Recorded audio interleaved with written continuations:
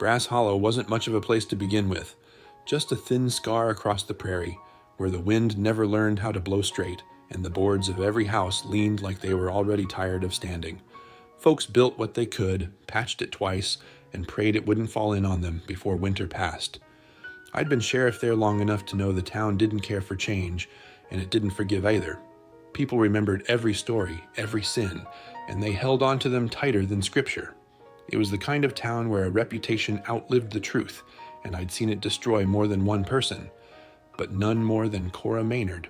Cora had been living out past the edge of things for near 3 years by the time this story began.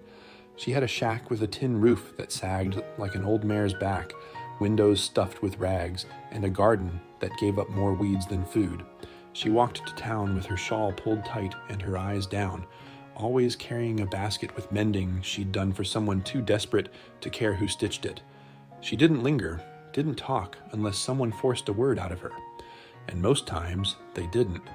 The truth of it was, the town had already judged her. Her husband had been found dead at the bottom of their well, and though no law had proved she pushed him, no law had to. He'd been a drunk, and a mean one at that, with bruises on her skin to tell more story than she ever did. But her silence, Lord, her silence, that gave people room to write their own ending, and they did. They called her cursed, not to her face maybe, but loud enough that she could hear it clear as a bell. I watched her sometimes, from my office porch, the way she walked with her shoulders bent like she expected the world to throw stones at her back, the way mothers pulled their children closer when she passed, the way men spat in the dirt at the sight of her shadow. I never joined in, never spoke her name either. A sheriff learns quick when to step in and when to hold still, and I'll admit it plain, I didn't step in then. Not at first. I told myself it wasn't my place, that she hadn't broken a law and neither had they, not one that could be written down in a book. But if I'm honest, I didn't step in because I knew what it was to live with a mark on your back. I carried my own. I'd been a scout in the war, and I'd seen things that never left me. Took a musket ball in my leg that still drags with every cold morning. Then fever took my wife and my little girl the winter after Appomattox, and by the time I came west, I was already a ghost walking. Folks in Brass Hollow didn't ask questions, and I didn't offer answers. That suited me. So maybe that's why I watched Cora the way I did, not out of pity, not out of curiosity, but because I recognized the look in her eyes, the look of someone already buried, but still breathing. One morning, I saw her through the window of the general store. She was handing over 2 shirts she'd mended, careful stitches along the cuffs, a missing button replaced. The woman behind the counter didn't thank her, just tossed a few coins and a chunk of cornbread onto the counter like it was payment for something dirty. Cora took it without a word. As she left, I caught the sight of a boy staring at her through the glass. His mother yanked him away so quick it might have been fire he'd touched. I saw the way Cora's face tightened, the way she held her basket close to her chest like she was ashamed to even be seen. That stuck with me. Shame like that. It eats a person whole if no one stands beside them. I didn't know it then, but everything was already building toward a breaking point. The sickness in a boy's lungs, the whispers in the saloon, the rope some fool kept coiled on his saddle. All of it was circling her, waiting for the day the town decided to make good on its curse. And me? I'd spent years telling myself I lived quiet, because that was easier. But a man can only stand on the porch so long before he has to decide which way he's going to step. Cora Maynard wasn't safe in Brass Hollow. That much was clear. But what I didn't know yet was how saving her would end up saving me, too. And that's where this story begins. Not with a gunfight, not with a badge shining in the sun, just with a woman the town had already condemned, and a sheriff who had to figure out if he had the strength left to stand against them. I'll take you through it all, step by step. How the mob came, how I pulled her up from the dirt, how she came to sit across from me by the fire like she belonged there. But first, I need you to picture this town, this woman, and me sitting on that porch watching it all with a limp and a cup of coffee gone cold, because that's where it began, and that's where I'll start. If you've listened this far, and you want to keep walking down this trail with me, I'd ask you to do something simple. Leave me a comment, let me know what you think of Brass Hollow and the people in it. Like the video if the story's already caught you, and subscribe so you don't miss what comes next. because this isn't just a tale about curses or law, it's about what happens when two people, already broken, decide to stand anyway.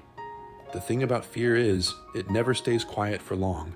It builds slow, like storm clouds gathering out past the ridge, heavy and dark until folks can't pretend not to notice anymore.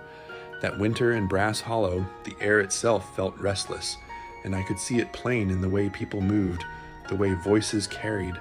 Something was brewing, and though I couldn't name it yet, I felt it pressing down like a weight on my shoulders. It started with the sickness. A boy took fever, maybe 8 or 9 years old, and the way his mother screamed, you'd have thought the devil himself had walked into her house. Fever wasn't new to this town. We'd buried plenty over the years, too many, but grief has a way of twisting into blame when it finds no answers. And blame, well, that always looks for the easiest target. I was standing outside my office, cup of coffee cooling in my hand, when I heard her shouting. She walked past my window. 2 nights ago I saw her, and now my boy's sick. You think that's chance? You think it ain't a curse? Her voice cracked in the cold air, and I could feel the street go still around her. Folks paused in their walking, lifted their heads, eyes darting to one another like they'd been waiting for someone to say it out loud. And then it spread, fast as brush fire.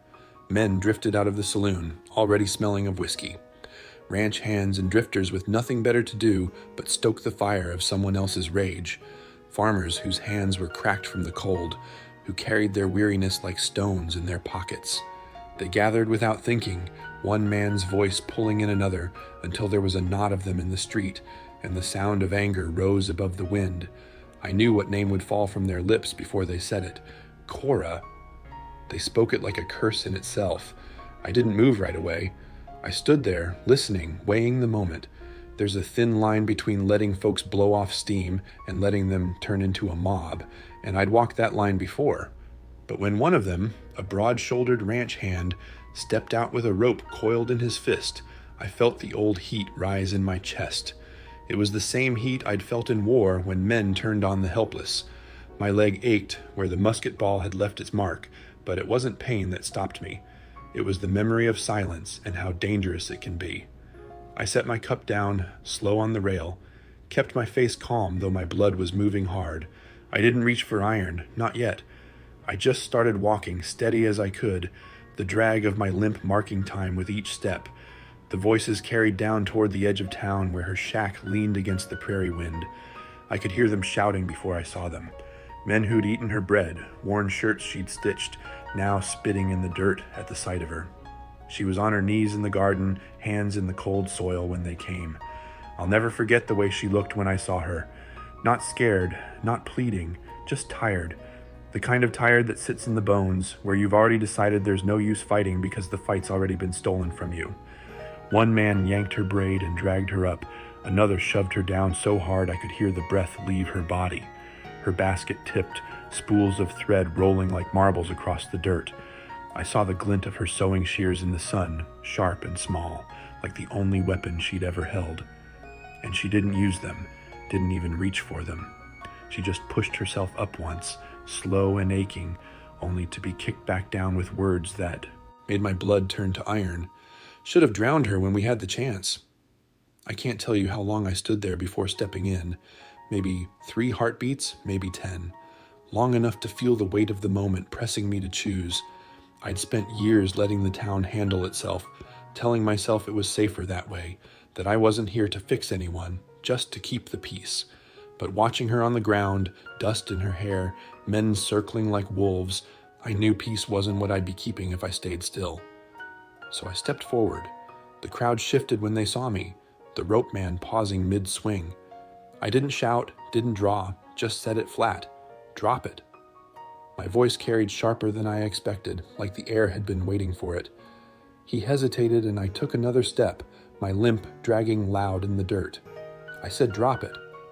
The rope hit the ground. I moved through them the way you move through tall grass, slow, steady, daring it to resist. And when I reached her, I bent down and offered my hand. She stared at it like she didn't know if it was real, like maybe she was imagining it. Then she took it, her fingers trembling against mine, and I pulled her up careful as I could. She didn't say a word, didn't need to. I could feel her shame in the weight of her silence, but I wasn't about to let them write her fate in rope and dust. "She's coming with me," I told them. Some fool behind me spat. "What for? You going to house her in the jail?" I turned slow, my hand still steady on her arm. "I said she's coming with me. That ought to be enough." And it was, for now. But as I led her through town, her dress torn, her cheeks swelling, the eyes on us burned hotter than any fire I'd stoked in that stove. I knew then this was only the beginning, and I'd just marked myself alongside her. Maybe I'd regret it. Maybe I'd lose my badge, maybe worse. But looking at her, the way she walked stiff but upright beside me, I felt something I hadn't in years. Certainty. And certainty, once it takes root, is harder to shake than any curse. When I led her through town that afternoon, the air was so quiet you could hear the scrape of our boots on the dirt road. Folks stood on porches, leaned against door frames, peered through their windows as if they were watching something too strange to be real. A woman the town had all but buried, and the sheriff who dragged himself through the war and back, walking side by side. I felt the heat of their stares burning into me, but I didn't let it slow my step. My hand stayed steady at her elbow, not gripping, just guiding. And though her face was swollen and her braid hung loose, she held her head straighter than I'd seen before. That alone told me she had more steel in her bones than the whole lot of them. When we reached the office, I pushed the door open and let her step in first. The room smelled faintly of coffee grounds and wood smoke, same as it always did. The stove ticked low in the corner, papers scattered across the desk, my chair angled just right toward the fire. Familiar things, but the air shifted the second she crossed that threshold. She stood there, not moving, as though she couldn't tell if I was saving her or locking her up. "Sit," I said quietly, motioning toward the cot in the back. I brushed the clutter aside, folded a blanket, and handed it to her. She took it like it was something more than wool, like maybe it was the first kindness she'd been given in years. I poured her a cup of coffee from the pot on the stove. It was bitter and black, same as always, but her hands trembled as she wrapped them around the tin cup. She drank anyway, eyes down, shoulders curled in, as if waiting for the blow that never came. I sat across from her, the firelight between us, and for a long time, neither of us said a word. I studied her in that silence, the bruise blooming purple along her cheek, the dirt ground into her dress, the stubborn set of her jaw that told me she'd taken worse than this day could throw. She wasn't soft. Life had beaten that out of her long ago, but there was something in her eyes that hadn't been broken yet, something I couldn't name but recognized all the same. Finally she spoke, her voice low and ragged. "Why?" I leaned back, staring into the stove like I was speaking to the flames. "I don't let crowds decide what's right." She looked at me then, really looked, and I knew she saw more than I wanted to show. Not pity, not gratitude, just a flicker of understanding, the kind that comes when two people carry different wounds but recognize the same ache. She didn't thank me, not out loud, but she gave the smallest nod, and for me, that was enough. I stood, found a folded cloth in the drawer, and offered it to her. "For your cheek." She pressed it gently to her face, eyes flicking up to mine. Her lips parted like she wanted to say more, then closed again. I could almost hear the words she swallowed. Finally she whispered, "I won't be safe out there tonight." "You're not going back out there," I told her. My voice was steady, no room for doubt. "Not tonight." That was the end of it. I settled into my chair near the fire, the familiar creak of wood beneath me, my leg stretched out to ease the ache that never fully left. She lay on the cot, eyes wide open, staring at the ceiling. I didn't lock the cell door, didn't even close it. There were no chains between us, no iron, just space and silence.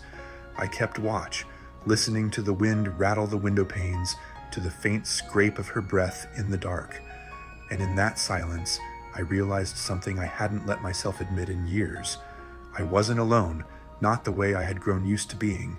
I thought of Clara, my little girl, the way she used to draw horses with crooked legs and grinning faces. I thought of Mary, my wife, humming low in the evenings when the fever hadn't yet come. Their absence had carved me hollow, left me living like a man only half here. But now, with this woman lying bruised and silent under my roof, something shifted. I didn't call it hope. Hope was too sharp, too dangerous, but it was something. When dawn came, pale light slipping across the floorboards, I saw her sit up slow, folding the blanket neat as if she weren't sure whether to stay or leave. My hat was pulled low over my eyes, but I'd been awake, listening to her careful movements. She walked soft, poured herself a cup of coffee from the pot I'd stoked in the night, and when the cup clinked against the table, I said, without opening my eyes, "You don't gotta sneak." She froze, then sat, the cup warm in her hands. I let the quiet sit for a moment, then asked, "You hungry?" She hesitated, like admitting hunger was the same as admitting weakness, but finally she nodded. Just once.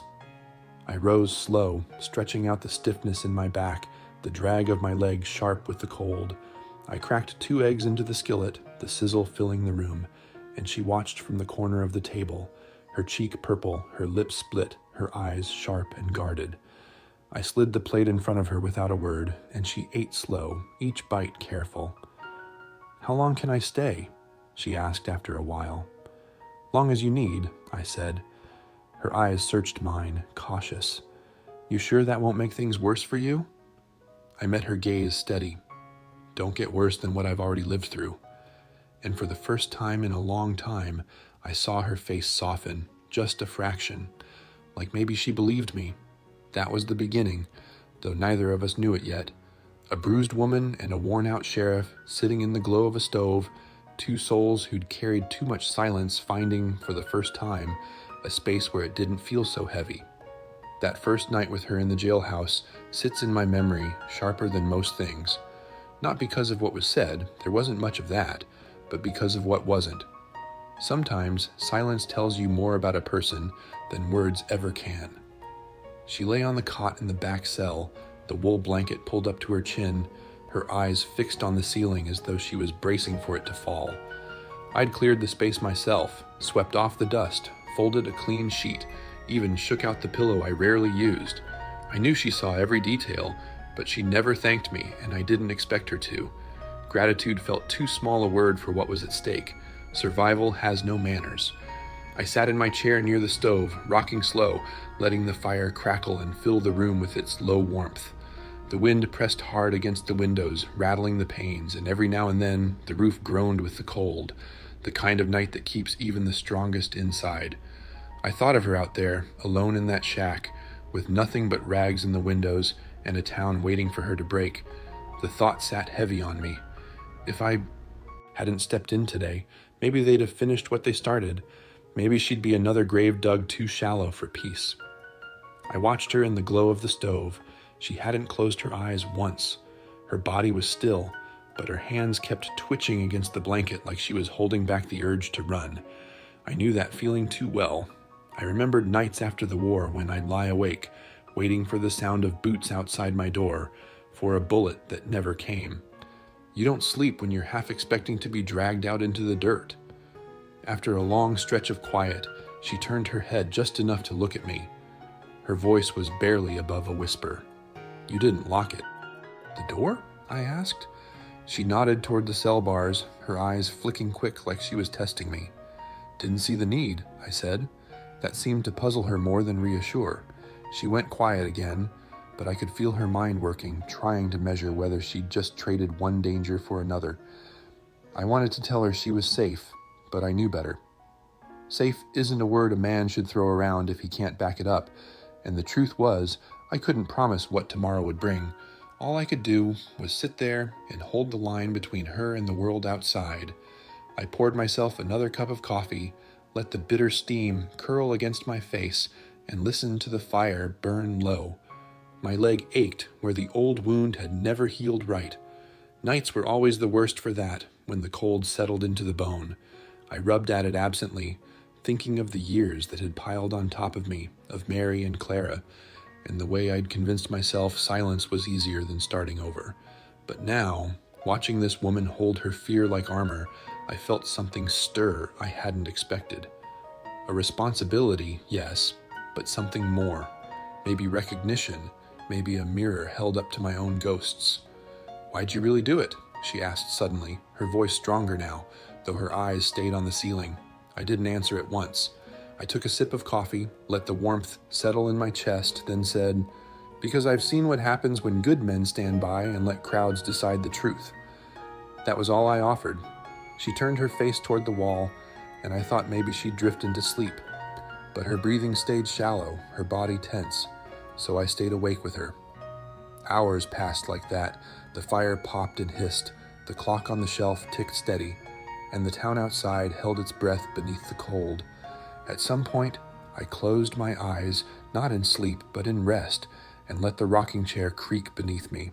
It felt almost like keeping watch in the field again, only this time, the enemy wasn't across the ridge. It was right outside these walls, wearing familiar faces and speaking the same names. Toward dawn, the light crept pale through the cracks of the shutters. I opened my eyes and found her still staring at the ceiling, though her body had eased some. The blanket had slipped from her shoulders, her hand resting light on her ribs where I knew the bruises would already be blooming. She sat up slow, folded the blanket neat, and placed it at the foot of the cot. Her movements were deliberate, careful, like a guest who didn't know if she'd overstayed already. I watched her rise and cross to the stove. She poured herself a cup of coffee, moving quiet, as if not to wake me. But when the cup tapped against the table, I said without lifting my hat, "You don't gotta sneak." Her head snapped toward me, startled, then softened. She sat down, the cup warm between her hands. "You hungry?" I asked. She hesitated, then gave a small nod. "Just once." And right then, I understood something. She wasn't asking for food. She was asking if she had the right to stay. If I'd meant what I said yesterday, or if it had all been a moment's courage that would fade with daylight. So I rose, stretched out my stiff back, and cooked her eggs in the skillet. Simple as that. When I set the plate in front of her, her eyes lifted to mine, and for the first time, I saw a crack in the wall she'd built. Not trust, not yet. But maybe the thought that trust was possible. That night had changed something in me too.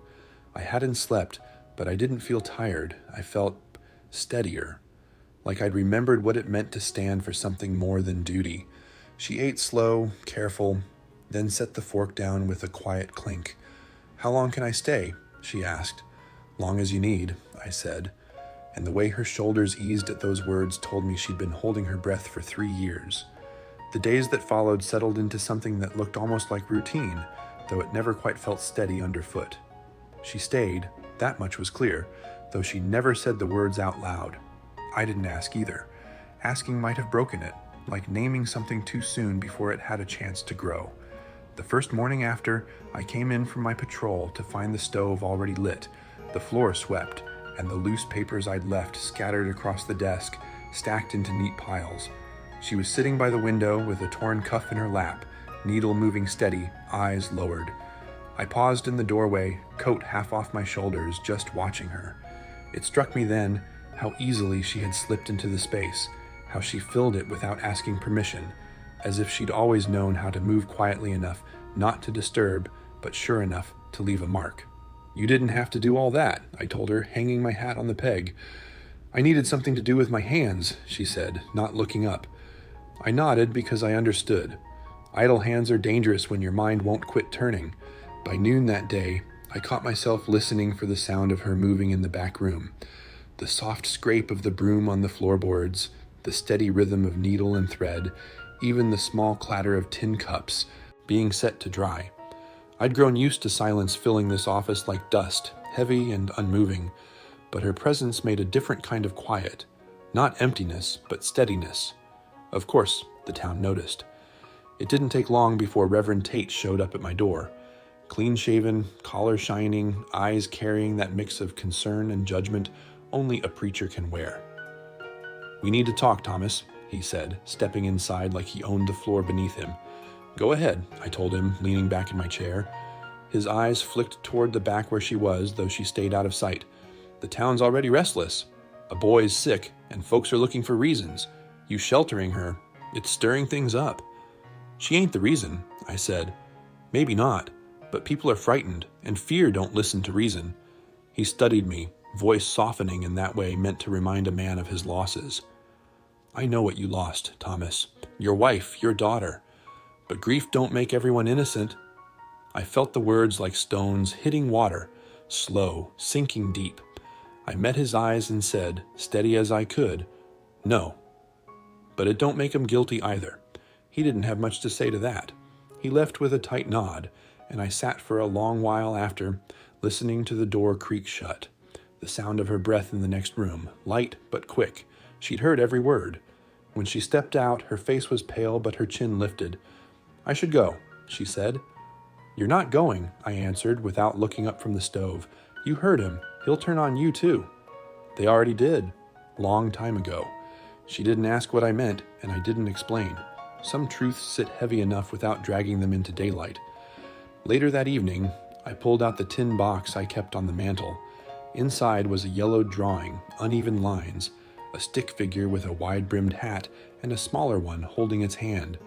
"My daughter drew that the day before the fever came," I said, holding it out to her. "I keep it close so I don't forget how small she was."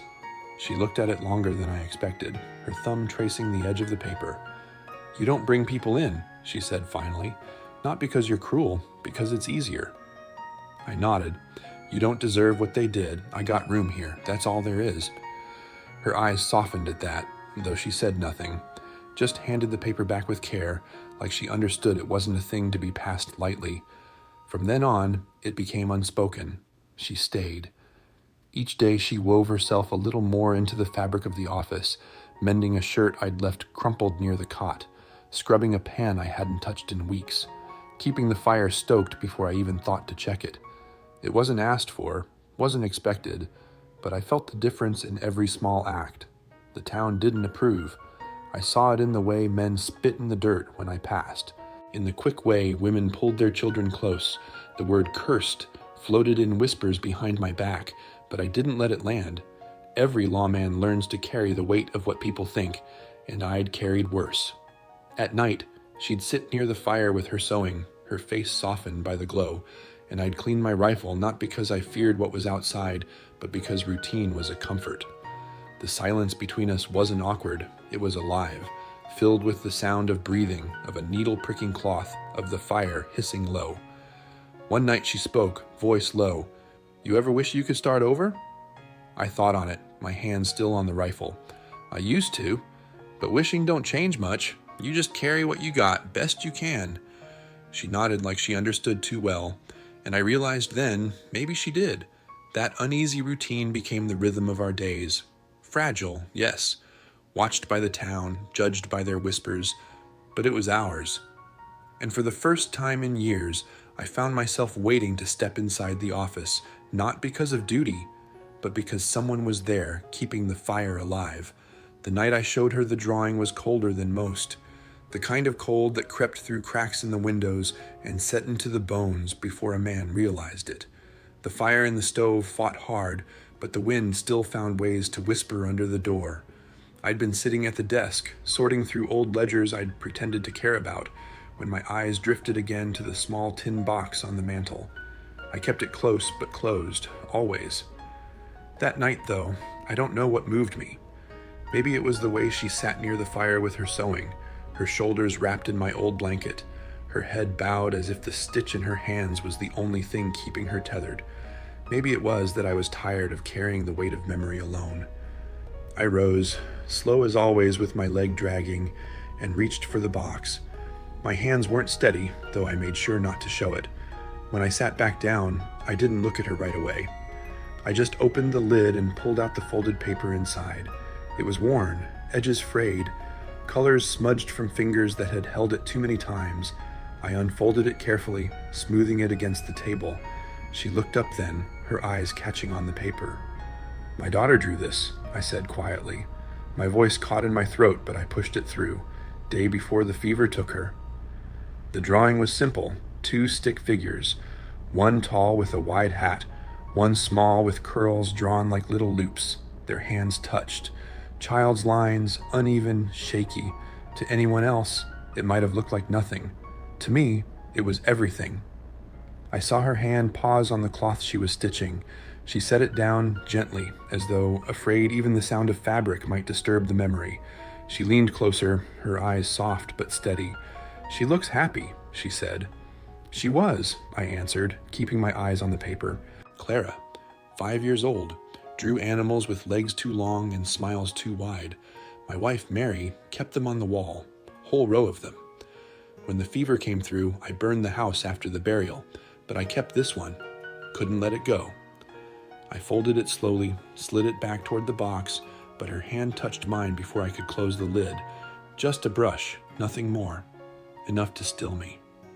"You don't show that to just anyone," she said softly. "I don't show it to anyone," I admitted. She didn't press me, didn't ask for details I couldn't give.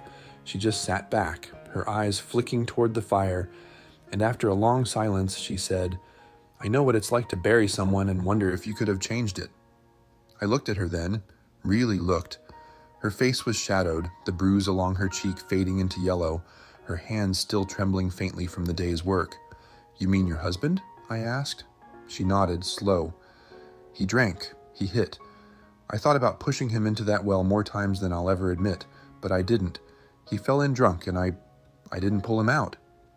Her eyes dropped to her lap, voice breaking to a whisper. "So maybe I did." Her words hung in the air, heavy as the wind outside. I leaned forward, resting my arms on my knees, and spoke steady. "You survived. That's what you did." She looked up, searching my face like she expected judgment. Instead, I gave her what I wished someone had given me years ago. Not pity, not excuses, just truth. Doesn't matter what they say. You were fighting to stay alive. Her eyes glistened, but she blinked it back, swallowing hard. For a moment, I thought she might turn away, retreat back into that silence she carried like armor. But instead, she whispered, "No one ever said that to me before." I sat back, feeling the ache in my chest settle. Then maybe they should have. The fire crackled between us, filling the space words, "couldn't." I watched her pick up the cloth again, hands steadier this time, needle sliding clean through the fabric. And I realized something then. Trust isn't built by grand gestures. It's built by showing the pieces of yourself you've kept locked away, by letting another person see the wound without flinching. I'd shown her mine. She'd shown me hers. I leaned back in the chair, let the warmth of the stove wash over me, and for the first time in years, the silence in the room didn't feel heavy. It felt shared. Later, as the night deepened, she set her sewing aside and spoke again, her voice quiet but clear. "You don't have to keep carrying that box alone." I glanced at the mantel, then at her. "Maybe I don't." She lay down on the cot soon after, pulling the blanket up tight. I stayed in my chair by the fire, rocking slow, the box still open on the table. The drawing lay folded neat inside, not shut away but not hidden either.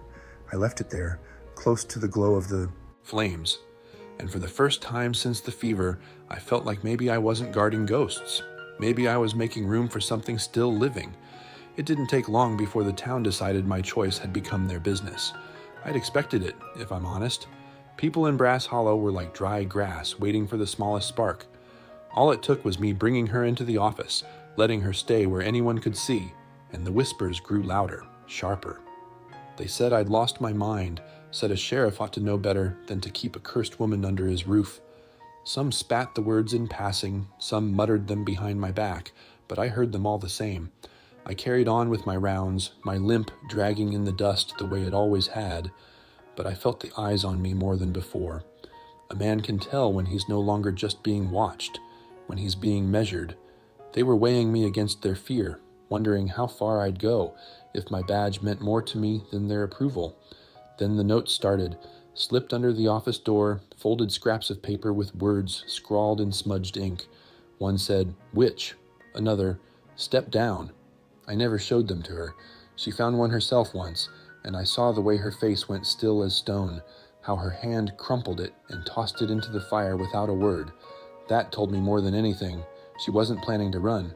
She was done running. Her shack burned not long after. No one came to tell me outright. A boy from the feed store ran up, out of breath, pointing toward the smoke curling up beyond the edge of town. We stood on the porch together, her and me, watching the fire swallow what little she'd had. She didn't cry. She didn't shout. She just stared, long and steady, then turned and walked back inside, like she was leaving behind more than just walls. When I brought her what I could salvage, cloth, a tin comb, an iron pan, and a small cracked frame with her mother's photo, She placed the picture beside the locket of Clara on the shelf. 2 memories, side by side. That simple act felt heavier than a vow. But the fire didn't settle the matter for Brass Hollow. It only lit them hotter. Men with too much whiskey in their bellies started talking louder in the saloon. I heard my name spat with hers like a curse. Sheriff's gone soft, keeping her like some house cat. Others laughed and said I'd trade my badge soon enough for her curse. I let the talk run, but I didn't forget who said what. Albriggs came through one afternoon, a big man with a beard stiff from dust. He'd worked freight with her husband once, and when he spotted her on the street, his voice carried clear as a bell. "I'll be damned. Cora Maynard, still breathing. Thought they'd run you out or buried you with that bastard you married." She froze, her hands tight on the bag she carried. He laughed, a sound sharp as broken glass, and added, "He was mean as a snake, sure, but no man deserves a fall like that." She stepped around him without a word, but her jaw clenched hard enough to crack. I was waiting on the porch when she came back, and I didn't have to ask what happened. Her silence told me enough. That night, at supper, she finally said it. "He knew what my husband did to me, saw the bruises, heard the shouting, never stopped him." Her fork clattered against the plate. "Men like that don't stop much," I told her, "and the ones who stand by, they're worse." But even worse than Albriggs was Cole Danton. Cold as they come, meaner when drink took hold of him. I broke up a scuffle behind the saloon one evening, just words at first. But when he saw me, he sneered. "You walk around like you still got authority, Sheriff. But we all know you're keeping a witch in your office. Might as well hand over that badge and join her." I felt the blood thrum in my ears. I stepped close enough he could smell the smoke on my coat. "You got something to settle with me, you bring it proper. Not with slurs, not behind her back." His mouth twisted and he spit in the dirt. "This town's sick, Sheriff, and you're part of it." I didn't flinch. "Then leave," I said. "Before you say something, you can't walk back." He backed off, but not far. Men like him never back far. Those days, every walk down the main road felt heavier. Mothers pulled children close. Men tipped their hats stiff but didn't meet my eyes. Even Reverend Tate returned, voice careful but firm, warning me again that keeping her there would cost me more than I knew. I told him plain, "Then it'll cost me." He left with no blessing, and I knew the town was already gathering in corners, whispering about petitions and votes. But through it all, she stayed. She swept the office, mended my shirts, cooked meals in the evenings. Not out of obligation, but because she chose to. And each night when I saw her by the fire, stitching in silence, the glow soft on her face, I felt the weight of the town's judgment ease. She wasn't cursed. She wasn't dangerous. She was a woman who'd been left to carry her pain alone for too long. The conflict outside grew louder, but inside, something else was taking root. A steadiness, a belonging, and I knew, no matter what they threw our way, I'd already made my choice. She wasn't leaving. Not while I still had strength enough to stand. There comes a point when a man stops weighing what the town thinks against what his own heart tells him. For me, that point came quiet, not with a fight or a shout, but with the way she stayed. Days passed into weeks, and though the whispers sharpened, though I felt the weight of every eye on us, she never tried to leave. Each morning, I found her tending the stove, sweeping the floor, mending a shirt I hadn't bothered with. Each night she sat by the fire with her sewing, her face caught soft in the glow, and the silence we shared no longer felt like emptiness. It felt like something steady, something alive. It was a Sunday when I first offered her my arm. The church bell rang dull across Brass Hollow, echoing through the cold air. I hadn't gone since I buried Mary and Clara, and she hadn't gone since the town branded her cursed. That morning, we didn't speak of it. I just stepped out onto the boardwalk beside her, offered my arm, and waited. She hesitated, her eyes scanning the street, the faces behind curtains, but then she slipped her hand through, light at first, then firmer, as though she'd decided she wouldn't flinch anymore. We walked the edge of town together, boots crunching in the frozen dirt, and though heads turned and whispers stirred, I didn't let go. She didn't either. That small act, her hand in mine, said more than any defense I could have given her. It told the town I'd chosen, and I had. At night, when the wind scraped hard against the shutters, I started setting a second cup on the table before she reached for one. She noticed the gesture, a faint smile tugging her lips, and this time the smile stayed. We didn't need big words or declarations. The small things, her keeping the fire fed, me sliding my plate toward her so she'd take the better cut, the way we passed each other in the narrow space by the stove and brushed shoulders, those things carried weight. Still, I knew she carried her past heavy. One evening, as the fire burned low, she leaned back in her chair and spoke, her voice low, almost like she was confessing to the dark. My husband was drunk when he fell. I didn't push him, but I didn't help him either. Her eyes flicked to mine, bracing for judgment. I studied her, saw the shame she'd been holding like a chain for years, and I shook my head. "You were surviving," I said. "That's all." She blinked, her breath catching as if she'd never thought of it that way. Then she whispered, "That's the first time I've believed it." That night she didn't go to the cot. She stood in the doorway of my room, arms folded, uncertain. I looked up from the chair where I'd been mending a boot and said, "You can take the bed if you want." She shook her head, "Not without you in it." I rose slow, every movement deliberate, my legs stiff from the day's cold. "I don't expect anything from you," I told her. "I know," she said, steady now. "I've got scars. So do I."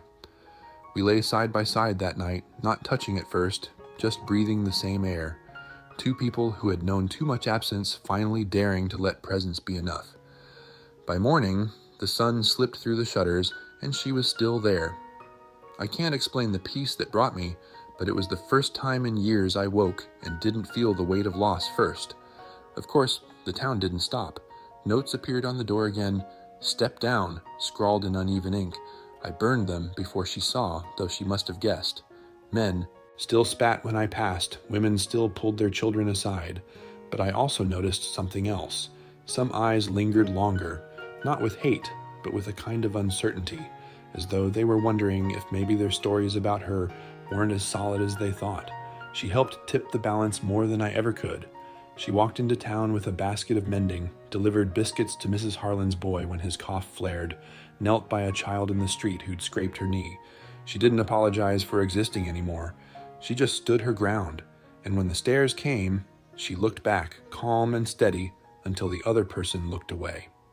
That kind of quiet strength unsettled folks more than shouting ever could. One evening, as we sat by the fire, she said, "You'll lose your badge over me." I looked at her, the flames casting shadows across her face, and I answered plain, "Then I'll lose it." She didn't know what to do with that. Disbelief flickered across her face, but also something deeper, something that looked a lot like hope. People hadn't made choices for her before, not like that. The night settled, the fire dimmed, and she moved closer in her chair, not across, not separate, but near enough that the space between us felt changed, less guarded. That was the moment I knew what we had was no longer about protection or duty. It was about belonging. The town could brand her cursed, could threaten me, could paint words on her burned shack. None of it mattered now. I'd already chosen, and so had she. We weren't two lost souls circling each other anymore. We were standing together, against the whispers, against the cold, against the silence that had kept us both prisoner for too long. And once that choice was made, there was no turning back. It was the first time I saw her truly laugh, and I swear the sound of it near knocked the breath out of me. Margaret was standing by the corral that morning, her skirts caught in the breeze, brushing the dust from her apron after feeding the hens. The girls had come to see the chicks, and one of them got spooked when a rooster flapped its wings. Margaret bent down, coaxed the child close, and then just started laughing. Not the polite kind women sometimes give when they're being careful, but a real laugh, deep and alive, spilling out like she'd forgotten grief even existed. And in that moment, I realized how long it had been since I'd seen joy in this place. "Don't you go picking on that rooster now," she teased the girl, her eyes bright, her cheeks flushed with warmth, and I stood there by the gate, struck silent. Because truth be told, I hadn't believed such a sound could live here again, not after all the years of quiet, not after all the nights when silence pressed so heavy it felt like another body in the room. But here it was, alive as morning, alive as spring itself, and it belonged to her. I leaned on the fence rail, feeling the wood warm under my palms, and watched her gather the girls around, telling them some story about a hen house from her childhood. Her hands moved as she spoke, gentle and sure, and the little ones hung on every word like it was scripture. My chest ached in a way I couldn't quite name, and I had to look down because something inside me was stirring, something I'd boarded up long ago.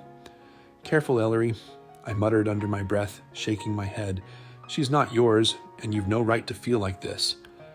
But still, my eyes found her again, and it was like being drawn to a flame. Later that day, after the chores were finished and the sun hung low, I found her out back near the wash line. She was shaking out a sheet, her arms lifting it high so the wind could catch it, and I stepped closer before I could think better of it. "Need a hand?" I asked, my voice coming rough, too rough for the softness of the moment. She turned, the light catching in her hair, and gave me a smile so small yet so steady it near unraveled me. "I think the wind's handling it better than either of us," she said, her laughter threading through the air again. I reached for the corner of the sheet, more to steady myself than to help her, and for a heartbeat our fingers touched. Just a brush, nothing more, but I swear the world went still. I wanted to say something then, something about how the house didn't feel empty anymore, or how I caught myself listening for her footsteps in the mornings, or how her laugh had made me believe in living again. But all I managed was, "You've made this place different." My words hung there, bare and clumsy, and I felt heat rise in my face. She tilted her head, studying me with those clear eyes that seemed to see through the walls I'd built.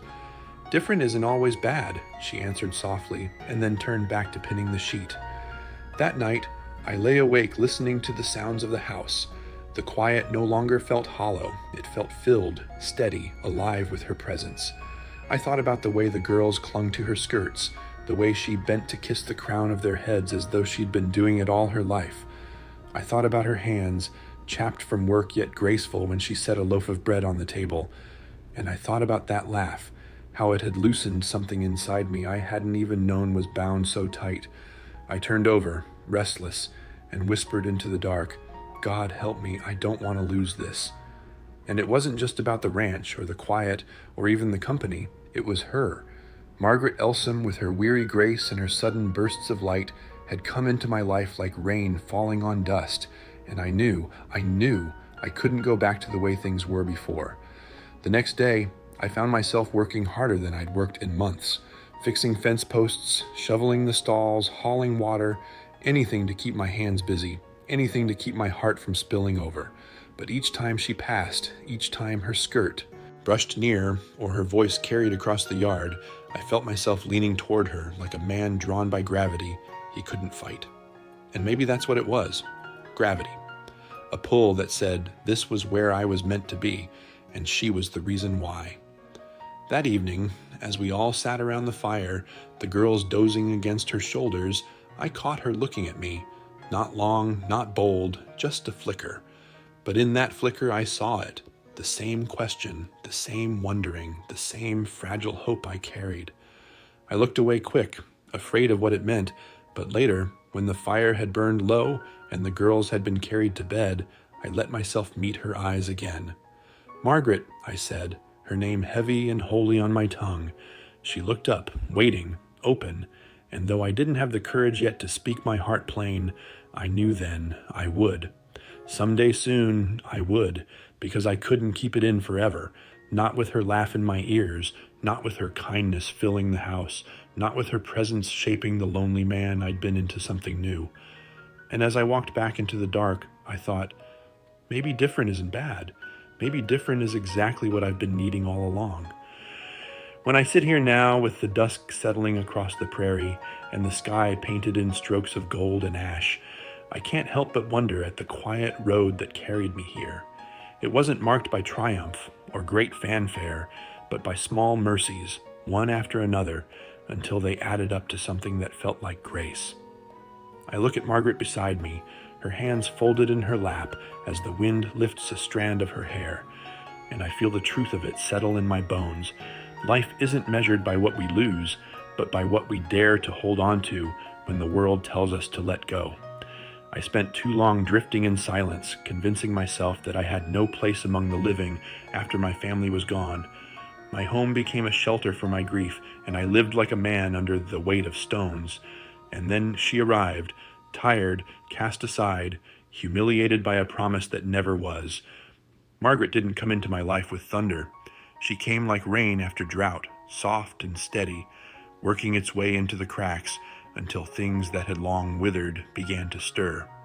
I didn't know at first that I was changing, but one evening bled into the next, and before long I found myself waiting for her voice in the kitchen, for the sound of her step on the floorboards, for the warmth she carried like a lantern in dark places.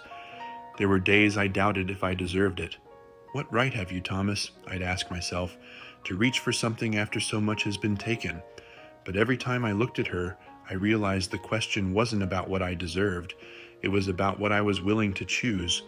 Grief can bury a man alive, but it can't take away his choice unless he lets it. I had let it long enough. One night, after a long day of mending fences, I remember sitting across from her at supper.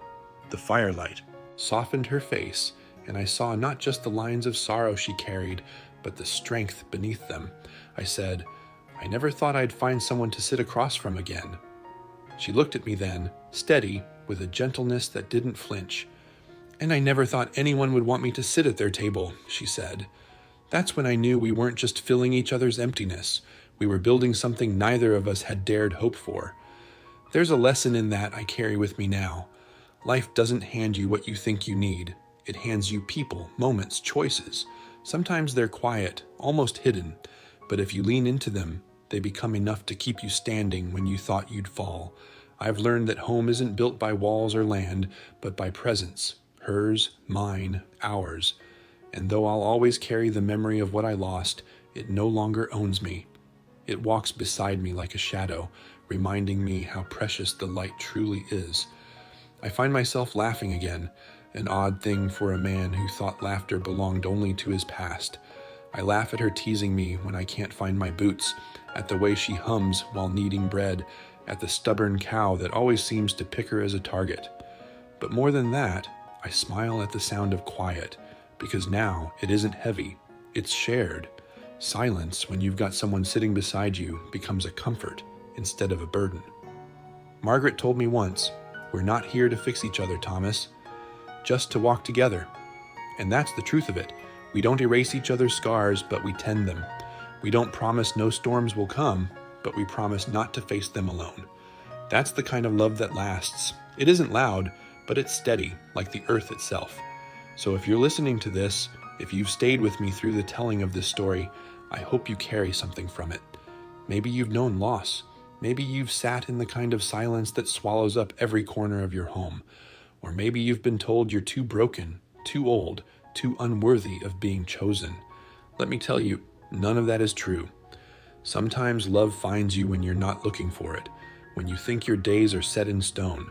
Sometimes it knocks on your door in the shape of someone cast aside, and if you open that door, you may just find you've opened the door back into your own life too.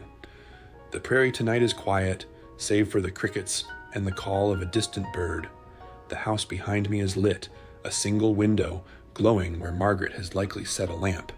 It's a simple sight, but to me, it's a miracle. I want to hold on to this, not in fear of losing it, but in gratitude for being given the chance to know it at all. I'll leave you with this. Don't wait for the world to tell you it's time to live again. Don't let sorrow write your whole story. Choose. Choose to let someone in. Choose to share your table. Choose to walk together, even if the steps are unsure at first. Because the truth is, love isn't something we stumble upon. It's something we build with the courage to stay. Thank you for walking with me through these words, through this story that has been as much a healing for me as I hope it is for you. If you found a piece of yourself here, I'd be grateful if you'd like this video, leave a comment with your thoughts, and follow the channel so we can keep sharing stories that remind us of the strength in love, loss, and choosing again. Every voice, every heart matters here. Now, I'll go inside, sit at that table again, and share the quiet with the woman who turned my silence into something worth keeping. And maybe tomorrow, when the sun rises, we'll both be reminded once more that the best stories aren't written in grand gestures, but in the simple act of choosing not to walk alone. I sometimes sit on the porch in the evenings and wonder how I ever got here. The land stretches wide in front of me, the fences holding steady, the barn patched in places where I thought it might never stand again. There was a time I believed I'd walk this life alone, that the silence of an empty house would be my companion till the end. Yet somehow, through fire, storms, and long nights that seemed endless, I found myself no longer walking alone. I found her. Or maybe she found me. I reckon the truth is, we found each other when we both had nothing left but the will to keep standing. Margaret is in the kitchen now, humming a tune that's older than both of us, her voice soft as a prayer that drifts through the doorway and out into the dusk. I lean back in my chair and listen, feeling the way her presence has stitched itself into the fabric of my days. I think of that first night when she stepped off the platform, left behind by a man who saw no worth in her, and how she stood there with nothing but her suitcase and her pride. I remember the way her shoulders straightened when she met my eyes, as if she was daring the world not to see her. And I remember the part of me that stirred awake, the part that had been buried since before the war, before the losses, before the ache of silence became my shelter. "Thomas," she calls now, pulling me out of my thoughts. "You want coffee before the pot goes cold?" I smile, though she can't see it from where she stands. "Always," I answer, my voice carrying steady across the quiet. When she brings the cup out to me, I see the way her hair catches the last of the sun, the streaks of gray like silver threads weaving through dark strands. She sets the cup in my hand and settles beside me, her fingers brushing mine, no grand gesture, just presence. That's what I've learned most in this life with her. Love doesn't always thunder or roar. Sometimes it's the smallest sound, the touch of her hand, the way she looks at me when I've said nothing at all. I think back to the nights we mended harnesses by lantern light, the mornings we walked the pastures in silence that wasn't empty but full. I remember the way she took to the land as though it had been waiting for her, how she put her hands to work not as a guest, but as someone who belonged here. Each fence post she drove into the earth, each loaf she pulled warm from the oven, each time she laughed, and it startled me, because I hadn't heard laughter in so long. All of it built something stronger than I ever thought I'd hold again. She taught me that grief doesn't mean the end. It means you carry the ones you've lost in a different way, and still you keep walking. I used to think moving on was betrayal, but now I know it's the greatest act of honoring the ones who came before. Because if they loved you, they'd want you to live, not just survive. There's a lesson in that for all of us. Life will break you down, make you believe there's no road forward. But sometimes, in the stillest moment, when you're not even looking, someone will step into your life and remind you that home is not just a place, it's a person, it's a choice, it's the quiet decision to stay when everything else tells you to run. Margaret leans her head against my shoulder now, and I hear her whisper, "We made it, didn't we?" "We did," I answer softly, my voice rough but sure. "And we'll keep making it one day at a time." The sky above us turns violet, and the first stars blink awake. I close my eyes for a moment, breathing in the scent of earth cooling after the heat of the day, the sound of crickets rising like a hymn, the weight of her against me. I never thought peace would be mine again, but here it is, not loud, not boastful, just steady as a heartbeat. So if you're listening now, I'll tell you this: don't turn away from the chance to build again. Don't let the fear of loss rob you of what might still come. You're stronger than you think, and love, even quiet love, even late-blooming love, is worth the risk. Always. And before I go, I'd ask something of you. If Margaret and I have given you something worth holding on to in this story, let us know. Leave a comment, share your thoughts, tell us where you found love or how you've carried loss and still stood tall. Like this video if it stirred something in you, and follow this channel so you don't miss the stories still waiting to be told. Because in the end, we're all a part of each other's stories, and sometimes a single word shared can be the lantern that gets someone through the night. I take another sip of coffee, feel the warmth spread through me, and look out over the land I once thought I'd bury myself in, alone. Not anymore, not ever again. With her beside me, with the lessons we've carried, with the life we've chosen together, the night doesn't feel heavy anymore. It feels alive, and tomorrow, when the sun rises, we'll step into it together,